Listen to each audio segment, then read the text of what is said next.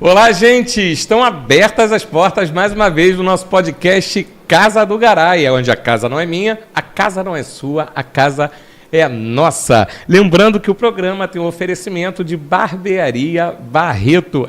Meu amigo, se o teu apresentador tá aqui bonitão, cabeça raspada, com essa barba bem feita, é graças ao Edson Barreto. Você pode ir ali na Avenida Glaucio Gil, quase esquina com a Avenida das Américas. Você vai ver lá o letreirão Barbearia Barreto. Procura o Edson, procura o Pedro, procura a Wanda, procura o Lucas e toda a equipe que vai te deixar bonito. Ok? Agradeço muito o apoio da Barbearia Barreto e sigam eles lá nas redes sociais também, que é o @Barbearia Barreto. Agradeço também ao apoio do jornal DR1, onde tem informações precisas e semanais no jornal que é digital. Então sigam eles lá também nas redes sociais, @jornal DR1. Você vai ficar por dentro de todas as notícias, ok? Agora sim, abrindo a casa do podcast Casa do Garay, hoje nós vamos abrir o quadro, mais uma vez, Saúde 360, onde nós damos aquela pincelada em todas as áreas da saúde. E hoje um head to head, um cara a cara com ela que é expert na área de psiquiatria, a doutora Fabrícia Meneghini. Muitíssimo obrigado, Fabrícia. Seja bem-vindo ao nosso podcast Casa do Garay. Obrigada a você pelo convite. Poxa, eu adorei que você aceitou, né, o meu convite de estarmos aqui para passar informações importantes sobre a área de psiquiatria, que é uma área que muita gente tem dúvidas, né? Eu acho também. Muita coisa a gente pode trazer, né, de informação.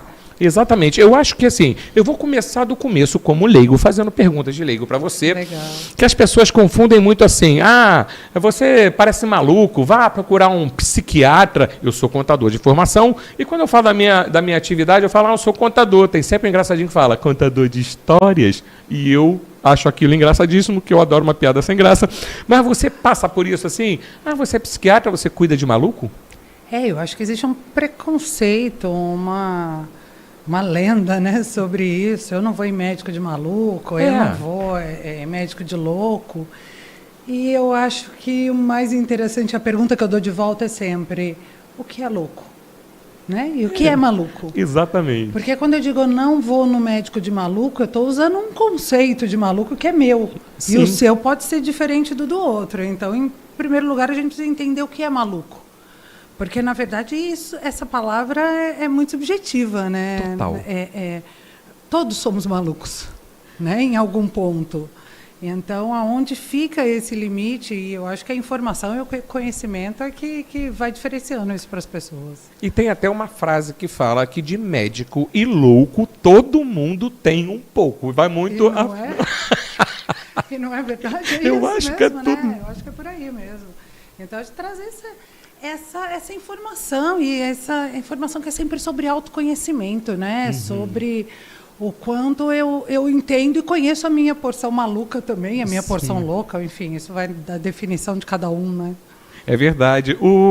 Quando a pessoa fala assim, poxa, procura um psiquiatra, poxa, procura um psicólogo, eu posso fazer uma pergunta minha particular? Qual é a diferença da pessoa, assim, uma indicação para um psicólogo ou uma indicação para um psiquiatra? Onde é que se difere isso? Então, as pessoas acabam chegando primeiro, normalmente, tá? Eu estou generalizando isso, as pessoas acabam chegando primeiro no psicólogo. Porque a escola indica, porque existem conflitos familiares ou pessoais que acabam levando as pessoas primeiro ao psicólogo, até porque existe um preconceito de que psiquiatra é médico de doido. Então, as pessoas preferem antes ir ao psicólogo. Mas qual a diferença entre um e outro? O psicólogo é o cara que estuda humanas. O médico, ou psiquiatra, no caso, que é médico, estuda biológicas. Então, o psiquiatra está ali muito mais envolvido em entender os conflitos das relações individuais mesmo de cada um, né? Ele estuda todas as teorias psicológicas, Freud, Lacan, Bauman e assim por diante. Enquanto o psiquiatra, ele é um profissional da área médica. Ele vai entender qual é a alteração física, biológica que está acontecendo e, diante disso, se precisa ou não de medicação. acaba que, no geral, as pessoas chegam antes no psicólogo, mas isso não é via de regra, né? Muitas vezes, por sintomas ou por alguma sensação física, as pessoas acabam chegando no psiquiatra antes. Não existe uma indicação precisa, você precisa de um psicólogo ou de um psiquiatra, porque vai depender muito da avaliação do profissional. Uhum. Muitos pacientes chegam em mim pela indicação do psicólogo. Ah, entendi. E é muito importante esse trabalho do psicólogo com o psiquiatra, essa parceria de essa profissões, troca, né? De profissões. É interessantíssima, porque o paciente se sente cuidado de todas as maneiras. Né? Sim. É muito legal. Eu acho legal e dá até mais confiança para ele, né? Para procurar um psiquiatra. Afinal de contas, ele está sendo indicado por um profissional da psicologia, né? Eu acho que aí rola até é igual contadores com advogados, né? Quando o contador ele tem aquela linha dele, né, de limite, fala, opa, a partir daqui já é tratamento jurídico, eu vou te indicar um advogado bom para isso, especialista, e aí ele já vai com mais confiança. Exatamente, é muito boa a sua comparação. Não é isso? Mesmo. E o psicólogo ele vai sentindo em algum momento que todas as intervenções dele não estão, embora esteja ali um paciente que está apto, aberto a recebê-las, ele não está sentindo que o negócio está evoluindo como ele esperaria que fosse. Então, é esse momento de agora...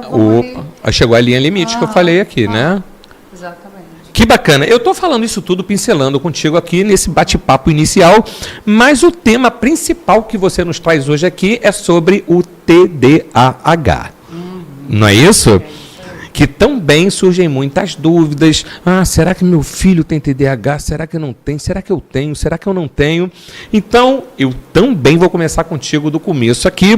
Primeiramente, eu queria assim, saber de você o que significa essa siglazinha, TDAH. Então, TDAH o nome significa transtorno de déficit de atenção e hiperatividade, né? E o que isso quer dizer? Isso quer dizer, na prática, que temos uma disfunção do funcionamento do cérebro na área da atenção. Não necessariamente uma falta de atenção, como as pessoas pensam, né? O TDAH, na verdade, ele tem uma atenção exacerbada, porém não focada. Então, a dificuldade de focar naquele lugar faz com que a pessoa vá se perdendo o tempo inteiro. Algo aqui me chama atenção, eu estou... já desviou. Para lá, já desviou. E algo lá, e algo lá. Então, essa atenção fica desviada. Entre outros sintomas, obviamente. Né? Esse eu acho que é o que chama mais a atenção das pessoas. Quando a gente fala TDAH, que vem esse transtorno de déficit de atenção. Para além disso, a gente tem hiperatividade. Algum tempo se referia a essa hiperatividade, uma hiperatividade motora. Então, era aquele menino que anda de um lado para o outro, aquela criança pequena que a escola indica, né, para o psiquiatra, para o psicólogo, porque o menino não para quieto. Geralmente, meninos são mais hiperativos na parte motora do que as meninas. Mas, hoje em dia, a gente considera a hiperatividade como a hiperatividade mental. Então, a gente não separa muito o TDA do TDAH. Né? E aí... Sim, fica essa sigla, né? Transtorno de déficit de atenção e hiperatividade. E você falando assim, vão passando coisas pela minha cabeça. Eu sou pai de 3 filhos, né? Eu tive 2 filhas ali muito quietas, vamos falar assim. E o meu menino, que é o do meio, ele era exatamente do jeito que você está falando. Ele não parava. Ele corria para cá, corria para lá. Na escola... A coordenadora, que eu até convidei para vir aqui no programa, Denise, um beijo para Denise, ela nos chamou, né, os pais, e falou, olha, o João, ele tem um problema. O João, ele pega a matéria muito rápida e depois ele quer bagunçar e ele tem que respeitar o tempo dos outros alunos de pegar essa matéria. Essa agilidade em pegar logo o assunto desde criança, isso seria um sintoma de TDAH? Não necessariamente. A pessoa com TDAH ela tem uma velocidade de pensamento, né, de processamento muito rápida. Mas qualidade da cognição dela não necessariamente está ligada a isso. Existem, sim, muitas pessoas que têm TDAH e têm uma facilidade, né, de rapidamente... De aprendizagem, assim. Aprender muito rápido e aí vão pentelhar a vida do coleguinha depois que terminaram mesmo. E é interessante você falar isso do menino, né? Que a escola chamou para falar do seu filho. Do seu filho. Porque as meninas, normalmente, elas têm um TDAH que a gente chama tipo desatento. Elas são quietas, mas elas vão para o mundo da lua. Né? Elas estão ali viajando no universo delas. Ficam então, displexas ali. Elas demoram muito mais tempo para ter diagnóstico, porque como elas não têm essa hiperatividade motora, os pais talvez só vão perceber na idade adulta ou na adolescência, né? Quando o próprio filho começa a trazer questões. Mas a cognição em si, a capacidade de aprendizagem no TDAH, às vezes ela está aumentada, tem uma potência maior, às vezes não. Bacana. Aqui, quando chega um paciente com TDAH, geralmente são crianças ou já são adultos? Então, eu tenho uma experiência de muitos adultos que vêm para mim. Eu gosto muito de falar desse tema, porque eu sou TDAH, diagnosticada na vida adulta. Perfeito. Então, eu sei o quanto essa mudança é incrível na vida da gente, quando a gente se reconhece ali, né? E muitos adultos chegam no consultório. Mas como eles chegam? Eles chegam porque eles estão deprimidos, porque eles estão ansiosos. O adulto não chega no meu consultório dizendo, doutor, acho que eu tenho TDAH. Nunca. Porque ele passou uma vida inteira dando conta daquele TDAH, sem saber que era TDAH, achando os métodos dele ali para driblar a desatenção. E ele vai desenvolvendo, obviamente, um transtorno de ansiedade, porque é muito difícil para ele dar conta daquilo que todo mundo dá conta de uma maneira muito fácil. Ele gasta muita energia para dar conta disso. Então, ele vai ficando ansioso, porque é uma demanda muito grande. E as escolas não estão preparadas, a vida não está preparada, né, para os neuroatípicos. Então, o adulto chega normalmente com uma queixa de ansiedade, ou depressão, ou os dois, e aí você começa... Ou dependência química. Porque o TDAH, ele tem mais... facilidade de dependência química. Uma vez que ele é uma busca incessante por dopamina, que é o hormônio do prazer imediato, a deficiência do TDAH está ligada a essa disfunção do eixo da dopamina, que é o hormônio do prazer imediato, o neurotransmissor desse lugar. Então, a pessoa está sempre procurando prazer imediato nas coisas, sempre aquilo que me traga uma resposta e uma sensação muito boa, muito rápido.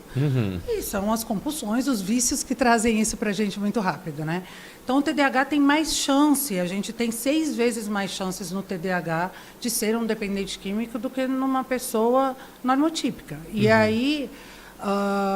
às vezes chegam no meu consultório a pessoa com dependência química, por exemplo. E aí você começa a avaliar toda a vida da pessoa e ela começa a te contar desde a infância, quando você vai perguntar e como é que era a tua atenção, e como é que era, né? Como é que foi tua adolescência. Então você percebe que aquela pessoa foi um TDAH não tratado a vida inteira e que chegou na dependência, e aí ele vai se reconhecendo nesse lugar. Eu sou ansioso, eu sou dependente químico, eu sou depressivo, eu tenho uma compulsão alimentar, por jogos, por sexo, por compras, e, na verdade, por trás disso tem um TDAH não tratado. Caramba, então, assim, pelo que eu estou entendendo, a pessoa que tem o TDAH, coitada, ela deve ser uma sofredora, porque ela está sempre em busca de um prazer que ele é momentâneo. Que ele é momentâneo, E aí, novamente, o meu cérebro entra numa nova busca imediata. Então,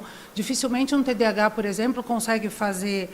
uma pessoa com TDAH não tratado consegue fazer planos a longo prazo. Consegue, por exemplo, se planejar para começar a estudar matemática no começo do ano, para chegar no final do ano estar com boas notas. Vai estudar na véspera da não prova. Rola. Não rola. Tem que ser naquela prova ali.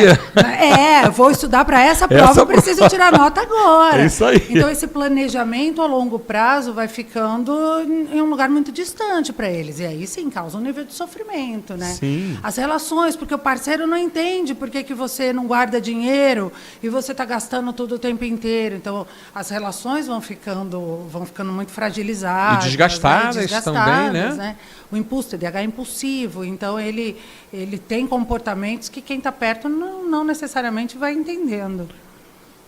E você falou uma coisa assim, que a pessoa, ela acaba criando, vamos chamar de sabotadores, né? Ela tem o TDAH, ela não sabe que tem, ela aprende a dominar aquele TDAH na maneira dela, natural, ela passa quase que uma vida inteira, uns 30, 40 anos ali, vamos falar de 30 anos, né? Sabotando aquilo ali, não, já aprendi a conviver, e ela vai e descobre que tem TDAH. Quando ela, desde criança, se a mãe levasse num profissional, num psicólogo ou num psiquiatra, e fosse identificado o TDAH, seria bem melhor? Seria bem melhor, e eu acho que a nossa função é essa, né? A gente está aqui orientando os pais e os profissionais que lidam com crianças, porque é muito da escola trazer, eu sempre falo muito isso para os meus pacientes, né? Cuidado com a escola que você escolhe, cuidado com os profissionais que vão cercar essa criança, porque a escola está muito tempo, os profissionais, por exemplo, o professor do balé, o professor... Muitas vezes esses profissionais que trazem para aqueles pais, principalmente quando são pais de primeira viagem, ou que não conhecem mesmo sobre o assunto, né? acabam vindo desse lugar desses profissionais. E é muito interessante porque às vezes chega no consultório, a família vem trazendo filho, mas o pai sai de lá diagnosticado com TDAH. E o filho não, o filho está de boa. Às vezes os dois. Pelo filho, porque ele tem um caráter genético, o TDAH. Então, é muito comum que eu não saiba que eu tenho TDAH, mas a hora que o meu filho começa a ter dificuldades e eu levo ele pro consultório, tem um paciente que é isso. O filho foi tratar porque tem o tipo mais desatento, tem uma dificuldade de aprendizagem, mas ele, pai, tem uma cognição muito acima da média. Então, ele é um cara que se deu muito bem na vida. E ele não se reconhecia como TDAH. A hora que ele foi tratar o filho, aí você começa a contar desse tipo mais impulsivo, né, que ao longo da vida foi aqui achando meios de driblar, né, os seus sintomas. Aí ele fala, caramba, sai de lá com diagnóstico, porque é isso. A gente não, na nossa geração, em gerações anteriores, não tinham tantas informações como tem hoje. Não tinha. É isso que você até citou isso no início da entrevista, que era chamado, às vezes, de o bagunceiro. Né? O Pestinha. Pestinha. Aquele garoto é o Joãozinho, né? O capetinha da escola. Mas já era o transtorno. Né? E a gente falando de TDAH, me vem na cabeça também que a gente sempre estuda, né, os temas aqui, quando vão ser abordados, eu dou uma pincelada lá nos assuntos. Todas as matérias falam no tal do hiperfoco. Fala um pouquinho da gente o que é o hiperfoco nesse tema do TDAH. Hiperfoco é super interessante porque é onde essas pessoas que a gente falou às vezes conseguem driblar e achar que não são, inclusive, TDAH. Porque eu sou tão focado nesse assunto, naquele assunto, eu gosto tanto disso, eu passei anos estudando isso. Mas, na verdade, o que acontece? O TDAH, ele tem não só o TDAH, outras patologias também, mas o TDAH especificamente, ele tem essa capacidade.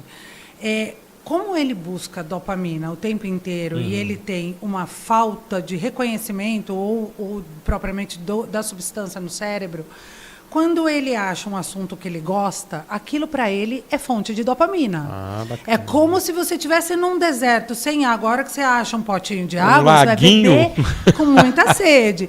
E aí, a hora que o meu cérebro reconhece aquela fonte de prazer, aquilo vira para mim um motivo de eu estar ali o tempo inteiro em cima daquilo. Então, por exemplo, eu vou dar o meu exemplo. Eu tive uma época que o meu hiperfoco era medicina estética. Eu comecei a me interessar muito pelo assunto e o hiperfoco ele vem muito naturalmente, porque ele aparece na tua vida, porque você está rodando a tua timeline, ou né, alguém te traz aquele assunto, e você olha e aquilo te traz prazer, te interessa. E você, eu vou estudar isso aqui. E você começa a estudar, mas com a mesma facilidade que ele vem para a tua vida e começa a gerar prazer, e você compra milhões de livros e milhões de cursos. É isso que eu quero para sempre. E aí, com o mesmo interesse que ele chega na tua vida, ele vai embora da tua vida uma hora sem Eu falo assim, dizer adeus, porque assim, você vai perdendo o interesse, naturalmente. Você se conhecendo e sabendo disso, hoje eu sei. Então, assim, o meu hiperfoco do momento é esse. Ok, Fabrícia, então vamos lá. A gente vai estudar ele, aproveitar e adquirir conhecimento no tempo que ele me trouxer esse prazer, e a hora que passar, eu vou ter comigo um novo saber, um conhecimento. Então, é muito comum. TDAH é aquele cara que sabe um pouco de tudo. Sei. Sabe falar sobre vários assuntos, se interessa por história, mas também se interessa por biologia. E também se interessa. Esse é o TDAH. Esse é um cara inteligentíssimo. Ele foi sim. Você olha e fala, cara, esse cara é muito inteligente. Ele é muito interessado em muitas coisas. Ele fez muitos hiperfocos na vida. São muitos ciclos, né? Muitos ciclos. Que você está falando que tem início, meio e fim, mas você não sabe o tempo que ele vai durar. Então aproveita. Aproveita. E é claro que se reconhecer nisso é importante, porque a longo prazo você tem uma carreira que você quer construir, você tem um lugar onde é da tua essência. Eu falo que é da tua essência, não vai embora, né? É como é a psiquiatria para mim, por exemplo. É algo que é da minha essência, que não é um hiperfoco que vem e vai. Mas dentro da psiquiatria, obviamente, eu tenho assuntos que se tornam hiperfoco em alguns momentos. E isso acontece com todo mundo. Então, você se conhecendo, você sabe disso, você tem a consciência. Você entrar em qualquer situação da vida, né? Sim, claro. Você entrar com consciência do que aquilo é para você é muito diferente do que você entrar sem saber. É verdade. Porque o cara que entra sem saber, quando ele larga aquilo, ele fica culpado. Fica perdido. Ele fica culpado. Por que eu me desanimei com isso? Pô, comprei um monte de livro, comprei um monte de curso, agora eu não me interesso mais. Ele sente culpa. E culpa é uma coisa super comum no TDAH, né? Caramba, como é que você, uma pergunta agora pessoal, né? Como é que você descobriu que você tinha o TDAH? Estudando. Eu acho que quando eu fui fazer psiquiatria, e aí veio esse conhecimento, né, para mim, as coisas começam a fazer sentido. É muito legal, porque você começa a se reconhecer. A gente não tinha esse nível de informação que a gente tem hoje, que você abre ou você vai ouvir um podcast, ou você abre uma página do Instagram e o cara ali está fazendo alguma coisa que você olha e fala, pô, sou eu. Né? Sou eu aqui que perdi a chave em qualquer lugar, perdi a carteira em qualquer lugar. Né? Sou eu que falei, vou te mandar um negócio, esqueço de mandar. Eu não tinha esse reconhecimento, mas quando eu comecei a estudar, eu comecei a me reconhecer nas coisas, né? E aí eu falei, pô, faz sentido, porque eu era aquela adolescente distraída, que perdia as coisas, que lembrava que tinha prova nos 45 do segundo tempo. Amanhã eu tenho prova de matemática, 9 horas da noite do dia anterior. Então, é uma coisa que ao longo da vida vão causando várias frustrações. Sim. Porque como assim você lembrou que você tinha prova 9 horas da noite do dia anterior, né? Pois é, a mãe ou o pai, dependendo da idade, né, que a pessoa tem, acha que até é mentira. Agora que você lembrou... Você é preguiçosa. Tem memes na minha família, assim, sobre a preguiça de estudar, de ficar... lembrava que tinha prova na noite anterior, a mãe tinha que ajudar. Ia estudar, a caneta caía da mão de tanta preguiça que tinha. Porque, na verdade, é isso. Assim, lógico que a gente fala com humor isso, mas vai causando ao longo da vida um nível de frustração muito grande. Eu imagino. Porque você nunca é suficiente. Nunca. O teu coleguinha do lado faz coisas muito rápido e você, você fica com uma dificuldade. Então, quando veio o diagnóstico, é um alívio, né? É um alívio. Tem um monte de gente igual a mim e tem tratamento. Claro. E assim, a próxima pergunta que eu ia fazer para você... Em que nível de autoconhecimento, né, que a pessoa tem dela própria, claro, o autoconhecimento, que ajuda isso no TDAH? Autoconhecimento é vida, né? Autoconhecimento é vida, eu acho que em todos os sentidos, mas eu acho que você só vai buscar a cura, o controle ou a organização para qualquer diagnóstico, aí falando do TDAH, quando você se conhece, quando você se reconhece. Porque em sintomas você vai olhando, pô, eu esqueço mesmo, pô, eu sou impulsivo mesmo, né? Tem essas coisas assim básicas. Mas em frustrações, em anseios que você teve ao longo da vida e não conseguiu chegar, nesses lugares mais íntimos você precisa se permitir, né? Se olhar. E aí a terapia, de novo falando dos psicólogos, né? Claro que a gente tem psiquiatras que também são terapeutas, mas trazendo aqui que a maioria são psicólogos, como é importante o papel deles, né? De a gente começar a se reconhecer ali e entender como é o meu funcionamento. E tá tudo bem ser desse jeito. Porque, na verdade, é só diferente do outro. Não é nem melhor ou nem pior. Sim. Porque o TDAH tem potências pra caramba, né? Esse cara que sabe de tudo. Claro. Que pensa muito rápido. O TDAH é muito criativo. Então, ele acha soluções que ninguém mais acha para as coisas. Sabe aquele cara que ali a lâmpada está caindo? Você vai dar um jeitinho aqui, e você vai ter uma solução criativa para aquilo. É o MacGyver, né? É o MacGyver. Ele é o MacGyver. Lembra do MacGyver? Provavelmente era TDAH. Muito bem Ele tinha pensado. TDAH. É isso, é o MacGyver. Então, tem potência, mas eu preciso me reconhecer para entender que eu tenho essas qualidades e não tenho aquelas. E aí eu acho que o autoconhecimento, assim, cai como uma luva, né? É tudo, né? É tudo. E eu estou pensando aqui, você vai falando e eu estou pensando na minha vida. Eu já estou pensando aqui, já cheguei a pensar, será que eu tenho TDAH? Porque eu sou multifacetado, né? Assim como eu tenho um escritório de contabilidade, ao mesmo tempo eu fui professor de teatro, estava atuando numa peça, eu fui diretor de teatro, eu já estava na Rádio Bandeirantes, eu fazia tanta coisa ao mesmo tempo que as pessoas falavam, Robson, você é isso tudo mesmo que aparece no... Então, assim, e no teatro, quando você falou da falta de interesse, quando veio a pandemia, e eu dei aula durante 11 anos aqui no Teatro dos Grandes Atores, no Shopping Barra Square, e meus alunos eram apaixonados por mim, né? Porque eu sempre fui garai, eu sempre fui conquistador, eu sempre tratei as pessoas muito bem, com respeito, entendendo a dificuldade de cada uma. Às vezes um aluno pegava rápido e o outro tinha uma dificuldade, de tudo, enfim, eu ia ali com cada um no seu tempo. Bacana. Quando veio a pandemia, nós fomos afastados do teatro, todos os professores, e quando acabou a pandemia, né, voltou o convívio social, eles me chamaram para eu voltar a dar aula lá. E o teatro tem um cheiro, né? Aquele cheiro de poeira que eu amo.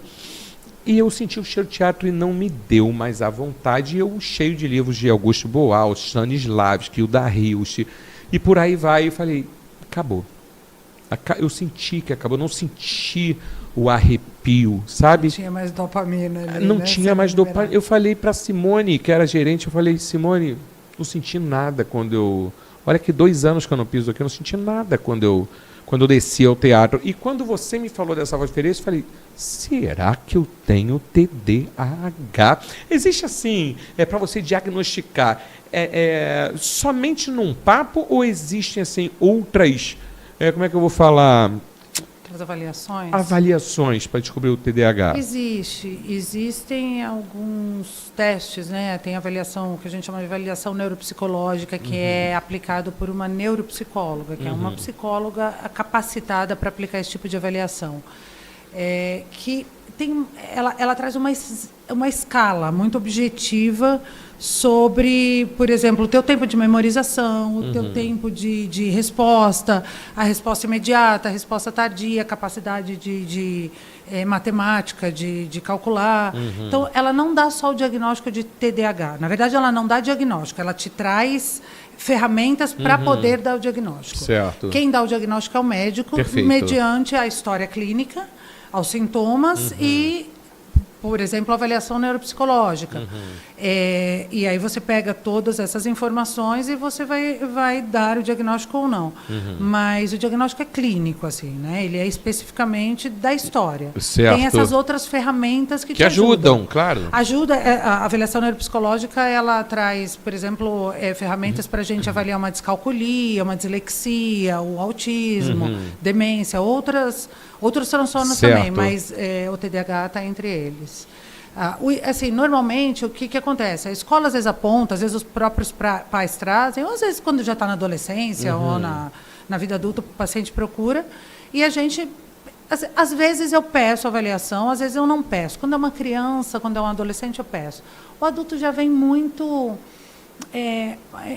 cheio de histórias e já vem com uma vida toda ali, né, que você muitas vezes consegue fazer o diagnóstico só na história clínica mesmo. Poxa, que bacana. Eu vou pular a próxima pergunta, né, que eu ia perguntar se era verdade que quem tem o TDAH tem mais chances de vícios e compulsões, mas você já respondeu, né? Diz que tem. E a compulsividade, a gente falou até do vício, mas vamos entrar só na parte de compulsividade.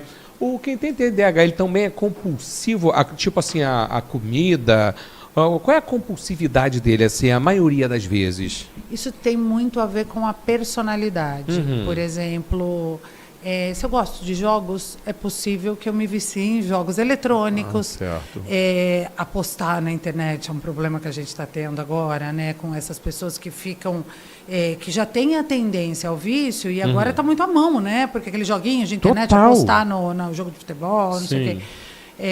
Então depende muito da personalidade, da onde pega. As mulheres têm, não é padrão, não é via de regra, mas é mais comum. Por exemplo, as mulheres têm mais questões alimentares, mais questões da autoestima, né? Porque isso é meio que imposto pela sociedade. Os meninos têm mais essa identificação com jogos, com pornografia, é uma outra questão muito comum no TDAH, mas vai muito desse lugar da criação. Por exemplo, dificilmente um adolescente que não tem acesso a drogas ou foi criado num ambiente que tem muitas questões morais sobre isso e tal, ele vai ter acesso fácil e vai se viciar, por exemplo, em cocaína. Mas se já está ali à mão, um dia você vai experimentar por pertencimento, né? Porque eu quero participar daquele grupo. Sim. Ou por curiosidade também, está tudo bem. Mas aí a pessoa que não tem TDAH, ela possivelmente passa por essa fase de experimentação sem criar um vício. A que tem vai ter mais possibilidade de ficar ali. Mas depende muito do momento da vida. Não tem esse, é mais para sexo, é mais para compras, é mais... Né? Se você tem dinheiro, você acaba tendo facilidade para compras, às vezes vai se viciar mais nisso. Sim. Ou vocês não têm e é pior ainda, né? Mas por aí, assim, acho que depende muito do contexto mesmo da vida. Eu tinha um amigo meu que eu sempre escutei isso, que ele tinha uma situação financeira muito boa, muito boa. Acho que de todas as pessoas que eu conheci, foi a mais rica, assim, questão de dinheiro financeiro, onde entrava, ele veio de um banco, né, antigo, ele era consultor financeiro, muito bem, e ele tinha um transtorno depressivo compulsivo, dava umas crises nele, ele saía gastando, ele comprava lancha, mandava ir para Angra, chegava com Pajero Full, quando o Pajero Full, assim, era o carro, ele, vamos dar uma volta, aí, avisava o buraco, não sei quantos metros de distância, e ele tinha tudo, e acabou gastando tudo. Vamos pensar se esse cara não era um TDAH pois que nunca foi tratado e nunca foi olhado, Pois sabe? Exatamente. Olha, você está falando e está vindo várias histórias na minha cabeça aqui. Possivelmente, assim, é muito comum. É triste, né? É muito triste. Essa questão Essa questão é triste. Porque o cara, assim, ele perde uma vida, né? Ele, às vezes, destrói um patrimônio e aí é isso. Dentro dele ainda tem essas questões da culpa, porque ele não consegue controlar, não é uma coisa tranquila, né? Assim, não ser diagnosticado, não ter alguém do lado que tem um olhar empático também, né? Peraí, vamos lá, vamos tentar buscar ajuda. É complicado. E você falou do autoconhecimento, eu acho que não ajuda só a ele próprio, como também as pessoas que estão em torno dele, né? A família, a mulher, o marido, né? Sabendo que ele tem aquilo, vai entender melhor a dificuldade dele de entendimento, né? Vai ter mais paciência, não é isso? Sim, né? Quantas vezes que a família é rede de apoio, a rede de apoio Total. É importante para tudo, né? Sim. A família, os amigos, né? Mas assim, quem é minha rede de apoio, quanto elas estão aqui parceiras do lado, às vezes a gente precisa. A adolescência é uma fase muito característica e muito delicada, né, da vida, porque os seus limites ali estão muito testados. Então, se você tiver uma rede de apoio compassiva ali do lado, uma terapia, eu gosto muito de terapia familiar, eu acho que traz essa parceria, né, para a família, em vez do pai e a mãe ficarem ali criticando, estão ali parceiros, tal. Então, assim, é essencial, se autoconhecer é essencial. E assim, uma dúvida que já vem na minha cabeça também é quem tem TDAH, como é que ele faz com sono? É normal com uma pessoa que não tem ou é diferente isso? O TDAH ele tem uma dificuldade de autorregular o sono, porque o ciclo circadiano dele é mais delicado, mais difícil mesmo de regular, né? O ciclo circadiano é o que regula eu acordar e dormir, o meu acordar e dormir todos os dias. o TDAH ele tem uma tendência a acordar mais tarde e a dormir mais tarde. À noite ele acelera, ele vai estudar, é o horário. Eu sou hiperprodutivo à noite, de manhã eu não acordo. E como é que a gente faz com isso, por exemplo, numa sociedade onde os adolescentes todos têm aula às 7 horas da manhã? Sim, complicado. Eu acho isso, eu tenho uma dó, assim, eu fico muito sensibilizada, até porque eu passei por isso. Eu sei o que é acordar de manhã quando o teu relógio biológico tá desviado para cá. Sim. Existe um desvio, né, praticamente do relógio biológico. E como é que eu faço com isso? Tem que se adequar. E aí a gente vai ter que trazer medidas terapêuticas, medidas de higiene do sono. Enfim, às vezes até precisa de medicação mesmo, né? Mas tirando essa questão da medicação, às vezes porque precisa se adequar à vida, né? Pelo menos durante um bom período. Vai ter um momento da tua vida que você vai escolher. Eu vou trabalhar com alguma coisa que me permita ter os meus próprios horários. Você é um vigia noturno, né? Exato. Não, é o quê? Eu vou trabalhar com criação, eu vou ser artista, plásticos, que eu vou pintar meus quadros a hora que eu puder, vou fazer mais. E quando isso não é possível, como é que a gente faz, né? Então, essa adequação é um dia a dia, é um trabalho. Que eu ia perguntar até nessa questão do sono, e foi bom a gente ter falado, e nesses casos seria melhor um tratamento medicamentoso ou um tratamento holístico mesmo, vamos falar assim. O remédio, ele entra, né, na vida do TDAH muitas vezes como uma maneira de melhorar o foco, a concentração, né? A Ritalina, o Venvance, agora a gente tem o Concerta, enfim, tem o Atenta, a gente tem várias medicações que entram como uma possibilidade de melhorar esse foco e essa concentração. Mas só o remédio adianta, não. Às vezes a gente nem precisa medicar. Eu gosto muito do paciente quando vem com os primeiros sintomas, porque muitas vezes a gente consegue adequar. Eu fico com muita, assim, eu fico com muito cuidado para medicar uma criança, um adolescente que chega no consultório, entendendo que a gente tem medidas terapêuticas, medidas, né? A gente fala holísticas, porque eu acho que trata de todos os aspectos da vida do ser humano. Desde como eu vou acordar e vou dormir, da atividade física e da agenda diária de como vai funcionar, até o autoconhecimento e tudo mais, mas como é que eu vou organizar a minha vida, né? Medidas comportamentais, a terapia cognitivo-comportamental é a terapia que tem mais evidência científica para o tratamento de TDAH. Mas o remédio entra como um bom auxílio, muitas vezes necessário, e aí vem as questões também da automedicação, né, que a gente precisa tomar muito cuidado. Isso é terrível. É o que a gente mais tem. O Dr. Google, né, que a gente sempre brinca aqui, que é horrível. O Dr. Google, farmácias que vendem remédio sem receita e tal, mas sim, às vezes o remédio ele entra aí como uma necessidade mesmo, assim, faz parte. E as pessoas meio que vão, né, para essa saída mais rápida, que é medicamentosa, e às vezes pode melhorar com essas medidas cognitivas, vamos falar assim, que é bem melhor, né? É muito legal, tem meios e tem muita gente, assim, hoje em dia eu acho que a gente tem muita informação, se você souber procurar no lugar certo, eu tenho uma listinha, assim, de páginas que eu indico para os meus pacientes, porque tem espaço para todo mundo, né? E as pessoas falam muito bem hoje em dia, a gente tem muitas pessoas falando sobre isso e trazendo medidas muito legais, assim, com evidências científicas mesmo, do quanto eu tenho uma agenda, por exemplo, visual, né?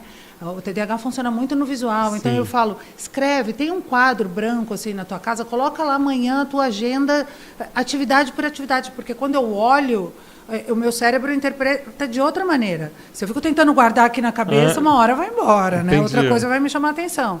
Então, essas dicas mesmo, assim, são muito legais comportamentais, assim, elas organizam muito bem a vida do TDAH. Bacana. Agora vamos dar ali um conselho para os pais. Ali está a minha câmera, aqui está o teu público.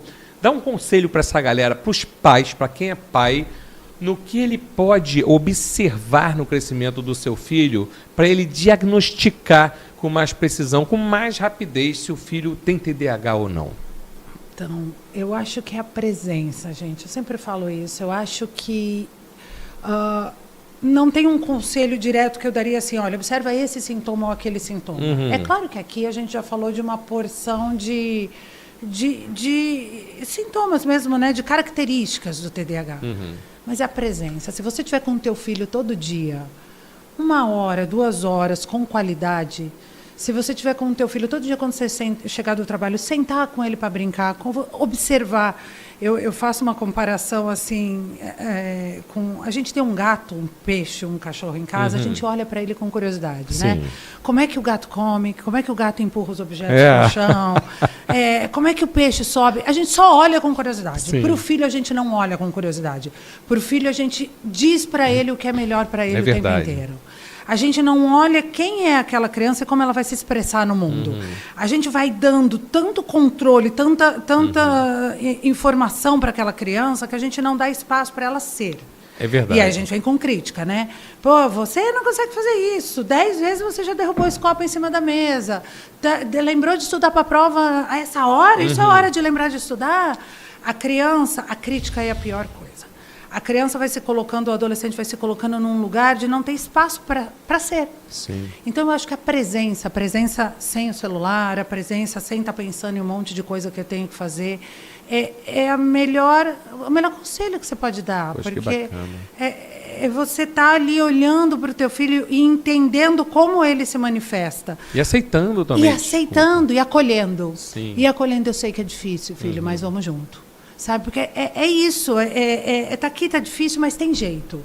Agora, se eu tiver o tempo inteiro ligada no que você pode ser e não no que você é, eu não vou dar espaço, eu não vou ter espaço para observar aquela criança e entender que ela talvez seja diferente, tá tudo bem. Né? Vamos construir um lugar que vai ficar confortável para todo mundo. Então, eu acho que a presença, a presença, quando eu digo, é o estar ali, sem pressa, sem querer sair correndo para o próximo compromisso. A gente não tem tempo, mas que seja pouco tempo, mas que seja um tempo de qualidade, né? E sem crítica, né? Sem crítica, entendendo que o nosso filho, ele não é a gente. Se eu fosse, eu falo sempre que eu gostaria de ter, isso é uma coisa que me emociona, porque eu falo, se eu fosse mãe hoje, eu tenho uma filha de 20 anos, se eu fosse mãe com as ferramentas que eu tenho hoje e com a maturidade que eu tenho hoje, talvez eu tivesse imposto menos e olhado mais, né? Minha filha TDAH também que porque a genética não nega.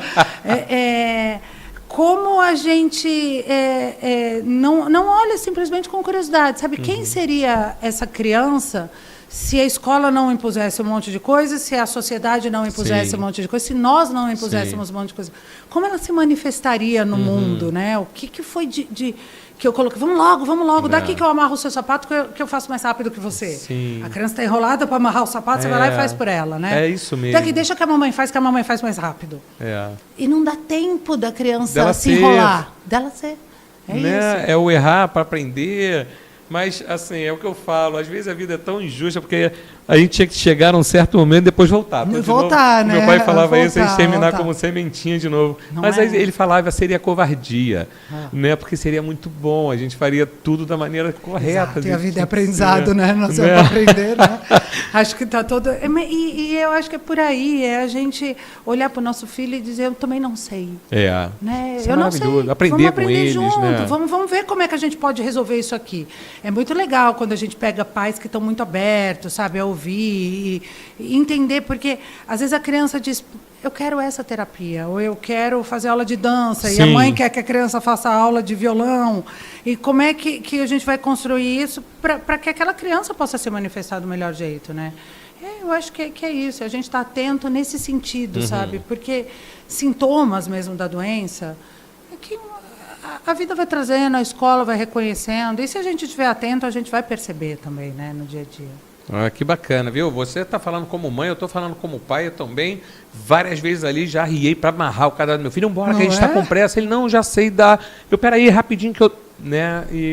Mas não pode voltar atrás? Não pode voltar. Pelo menos eu tive aí tem um porãozinho aí, que eu ainda deixo ela ser o que ela é. Mas o engraçado é que todos os meus filhos só aprendi com o meu pai. É questão de referência também, né, Fabrícia?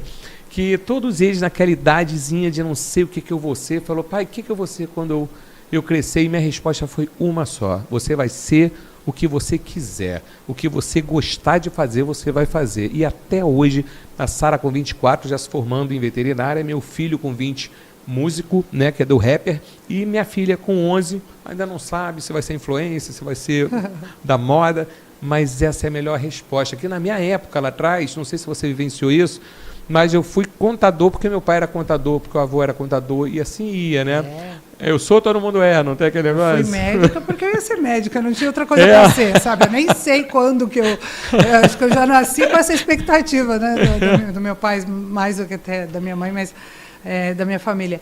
Mas é muito interessante isso, porque para além do que você vai ser, né, os pais colocam outra frasezinha que eu estava aqui esperando para você ia falar, que é assim, você pode ser médico, você pode ser engenheiro, você pode ser ator, contanto que você seja feliz. Ah, isso é maravilhoso. Só que o contanto que você seja feliz implica num peso tão grande, porque ninguém é feliz o tempo inteiro, né? É verdade. E a gente coloca uma expectativa de que aquelas crianças estejam sempre felizes.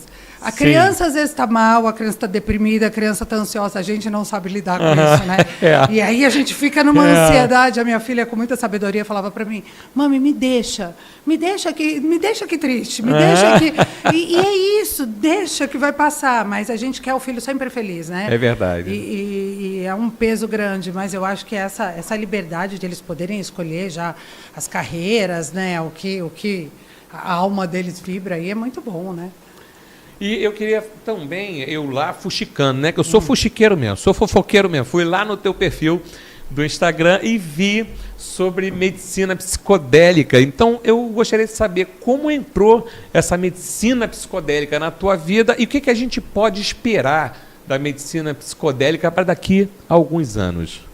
Pois é, a medicina psicodélica daria mais um podcast, acho melhor a gente deixar para mais um. E você vai virar sócia aqui do programa, que eu tenho tanta dúvida aqui para mim. É muito incrível. A medicina psicodélica entrou na minha vida por fora, né? Assim, não na carreira, não na parte profissional, porque a minha mãe, que é uma mulher assim incrível e uma referência assim. Bacana. A minha mãe é uma pessoa que busca muito autoconhecimento, né? Tá sempre estudando, sempre buscando. E, enfim, a minha mãe era uma mulher que veio de uma realidade muito difícil e tinha ali algumas características dela, da personalidade dela, que eram difíceis para ela e para quem estava perto, Sim. talvez. E em um determinado momento da vida dela, ela foi consagrar a ayahuasca, que é um psicodélico, né? Sim. E quando ela foi consagrar num contexto religioso, né? E com amigos, tal, ela voltou daquela experiência muito transformada. Olha. E aí, eu em algum momento da minha vida tive uma doença aí muito importante, uma doença grave, e fiquei muito grave. E a minha mãe do meu lado vinha trazendo uma força para mim que durante a minha vida inteira, ela como mãe, não que ela não quisesse, porque a gente dá o nosso melhor sempre, mas ela não tinha para dar. Sim. Naquele momento que eu estava no hospital adoecida e que eu esperava que a minha mãe do meu lado fosse adoecer junto comigo, porque, convenhamos, ser mãe e ver um filho muito adoecido... Você fica mais doente ainda, total. Você fica, né, doente junto. Sim. Eu via aquilo e eu falava, e ela chegava todos os dias do meu lado e falava assim: essa dor é tua, você vai conseguir, você vai passar, eu não posso passar ela por você. Fosse antes, ela estaria falando: filha, eu quero passar isso por você, meu Deus, me dá esse peso, sabe? Era isso. Mais pro sentimento, né? Por sentimento de amor, né? De Sim, querer, claro. Mas ela ali entendeu naquele processo dela que eu tenho aqui né, que somos seres individuais e que, sei lá qual foi o entendimento dela, mas que aquilo ali era a minha evolução e que eu tinha que passar por aquilo. E vamos lá, que você é forte e você consegue. E eu tô contigo. Eu tô contigo, mas essa dor é tua. Sim. Ela não se despedaçava junto comigo. Que bacana. E aquilo foi me autorizando a ser forte. Porque quando você vê os seus pais se transformando...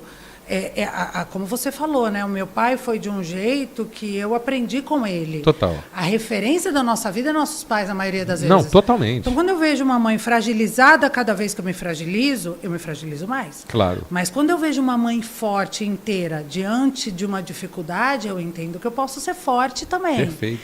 E aí eu comecei a olhar para aquilo, eu internada ali no hospital, cheia de tubo de não sei o que, eu falava...